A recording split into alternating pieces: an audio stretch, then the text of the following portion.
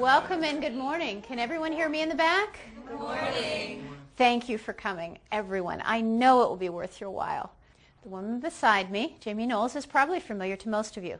She's a harassment training expert and has spent this last week walking around observing our workplace so she could tailor today's seminar on sexual harassment specifically to us. Everyone who works here, and anywhere else for that matter, is entitled to a harmonious, productive, and harassment-free workplace. Proper training maximizes the chance to have one. I hired Jamie to help us because without proper training about sexual harassment, we are vulnerable to lawsuits as a company and even as individuals. As president of our company, I want to minimize those risks for everyone's sake. And so, without further ado, it is my great pleasure to introduce Jamie Knowles. Well, thank you, Layla, for having me here today. Good morning, all. Good morning. Now, I know that everyone is extremely busy, so believe me when I say these next 20 minutes will be well worth your while. I promise. Hi, I'm Jamie, and I'm conducting a sexual harassment seminar next for you and your colleagues. Do you mind if I ask you a few questions about your thoughts and experiences? What did you say you were doing? Did you say you wanted to talk to me about my sexual experiences? Don't worry, I'm not going to ask you anything too personal. And if you're uncomfortable with how it turns out, I'll delete this footage. I'm just trying to get a better sense of what you guys already know versus what you need to learn so that I can customize my seminar for your company. So what do you know about sexual harassment? I've been around long enough to know this much. You can't say anything to anyone these days without getting in trouble. If I notice a woman's haircut or a new dress, I keep it to myself. If I compliment her, I might be offending her. How's that for ironic? Unfortunately, I know quite a bit about sexual harassment. One of the reasons I insisted on reporting to a woman here is because I'd been through way too much with a male boss at my last company. I called him King Lear because he was always staring us girls down and making us feel uncomfortable. Well, of course, no one said anything or complained. He just kept getting promotions and raises. And then things got weirder. Gifts started showing up on desks, and he'd go to happy hour and say all these inappropriate things. I decided I had to get out, so I applied here. I heard he just left my old company. He was good at his job, but really, who wants to be around that? What do I know about sexual harassment? What do you want to know, pretty lady? Seriously, I haven't seen too much sexual harassment. I'm a guy. But I have seen some guys in my warehouse making fun of other guys because they're gay. I don't think that's right, but it's not sexual harassment. You also hear guys talking about guy stuff, but it's not like they're hitting on anyone. I know this isn't really sexual harassment because it happens off the premises or after hours, like during travel or a happy hour. But some of the things that take place then are unbelievable. Personally, I find it difficult to look my colleagues in the eye once I've seen them in certain compromising situations. Wait, what about email or the internet? What if you get something at work that's R-rated or worse? Is that harassment? Because I have a friend at work who freaked out when she got this questionnaire about her very personal preferences. It was from a vendor, but still, I know she felt weird with him after that. As you can see, your colleagues know a thing or two about sexual harassment, but there is also a lot for them to learn. There also seems to be some confusion about what constitutes illegal harassment versus inappropriate conduct and why it's all a potential landmine for problems. Now let's take a look at some interviews again. If I notice a woman's haircut or a new dress, I keep it to myself. If I compliment her, I might be offending her. How's that for ironic? Okay, well, is Stan right or wrong? Right. Okay, well, from the various responses I hear, you are correct, because Stan is both right and wrong. Sexual harassment is severe or pervasive behavior on the basis of one's sex or gender. Now, complimenting a colleague on his or her haircut or outfit is hardly severe or pervasive, but comments about a colleague's appearance can make someone uncomfortable. So err on the side of caution. It's not that you can't talk to anyone about anything, but you must use common sense when you're dealing with anyone you work with. The guideline I like to use is something I call the family rule. This means that if you wouldn't want someone saying something to your parent, grandparent, significant other, or child, keep it to yourself. That's how you stay in control. And speaking of control, you can learn a lot from my little friend here. I tell all of my audiences to pause before you say or do something that might be offensive. Fast forward to imagine where the tempting behavior might lead you. Rewind to the point where you almost insulted someone, and then stop. That's pause, fast forward, rewind, and stop. I called him King Lear because he was always staring us girls down and making us feel uncomfortable. Well, of course, no one said anything or complained. He just kept getting promotions and raises. And then things got weirder.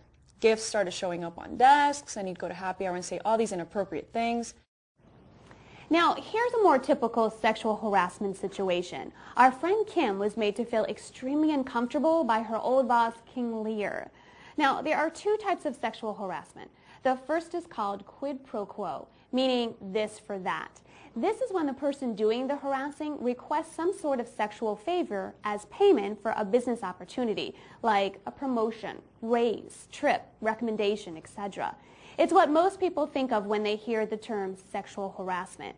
What Kim is describing, however, is the other kind of sexual harassment, hostile environment harassment. This occurs when someone in any job and in any rank is made to feel uncomfortable in his or her job or work environment due to another's inappropriate sexual conduct. Now, Kim left her company, but if she hadn't, she could have tried approaching her boss, talking to human resources, and or going to another member of senior management. And if that seems too scary, it's important to know that retaliation is unlawful. Even if her boss was angry or denied what he had done, even if he had made an excuse for it, he could not treat Kim any differently than if she had not voiced a complaint. In other words, he could not hold a grudge, single her out, hold her to higher standards, or deny her any future professional opportunities. If he mistreated her in any way, she'd have a retaliation claim in addition to a harassment one. Seriously, I haven't seen too much sexual harassment. I'm a guy. But I have seen some guys in my warehouse making fun of other guys because they're gay. I don't think that's right, but it's not sexual harassment. You also hear guys talking about guy stuff, but it's not like they're hitting on anyone. Same-sex harassment is as offensive and as unacceptable as any other kind of sexual harassment because it's based on the protected category of sex or gender. It's also illegal in many states, cities, and localities to harass someone simply because of his or her sexual orientation. It is not tolerated in your workplace. Think of the family rule I told you about earlier. Would you want a close family member teased about his or her sexual preferences ever, let alone at work? Of course not. Also, gender stereotyping is illegal. Calling something women's work or work requiring a strong man is also offensive and could be illegal. And how about Jose's comment that he doesn't see too much sexual harassment because he's a man? Well, I'm glad he doesn't, but harassment happens to men as well as women all the time. Anyone could harass anyone. One more thing, harassment can occur even if no one is being hit on. Sexual harassment can occur if someone makes jokes, comments, or anything that leads to a sexually charged environment. Wait, what about email or the internet? What if you get something at work that's R-rated or worse? Is that harassment? Because I have a friend at work who freaked out when she got this questionnaire about her very personal preferences. It was from a vendor, but still, I know she felt weird with him after that. While the development of new technologies has improved so many of our workplace systems, it has also made all companies and their employees vulnerable in new ways. The sites you search, the emails you send and receive, text messaging, instant messaging, camera phones, all of these things are vehicles for any form of harassment, including sexual harassment. Abusing them for this purpose is not only misguided, it's unlawful. What's also important to remember is that these mediums contain permanent information. Even if you delete the content, it can still be retrieved and used as evidence in a court of law, where it may be even used out of context. It happens in courtrooms across America every single day. It's important to note that in this case, Jose's colleague was offended by an off-color email from a vendor. Sexual harassment can take place between colleagues, but it can also occur between employees and folks that don't even work at your company, like vendors or customers. Even the most senior and experienced of managers don't know everything there is to know about sexual harassment. Madam President, you're up. Oh, by the way, your president did review this and has graciously allowed us to use this footage for your training today. I know this isn't really sexual harassment because it happens off the premises or after hours, like during travel or a happy hour.